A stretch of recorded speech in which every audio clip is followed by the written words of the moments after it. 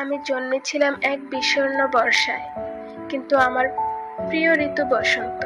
আমি জন্মেছিলাম এক আষাঢ় সকালে, কিন্তু ভালোবাসি চৈত্রের বিকেল। আমি জন্মেছিলাম দিনের শুরুতে, কিন্তু ভালোবাসি নিঃশব্দ নির্জন নিশি। আমি জন্মেছিলাম ছায়া শনিবীর গ্রামে, ভালোবাসি বৃক্ষহীন রৌদ্রদগ্ধ ঢাকা। জন্মের সময় আমি খুব কেঁদেছিলাম, এখন আমার সবকিছুতেই হাসি পায়। আমি জন্মের প্রয়োজনে ছোট হয়েছিলাম, এখন মৃত্যুর প্রয়োজনে বড় হচ্ছি।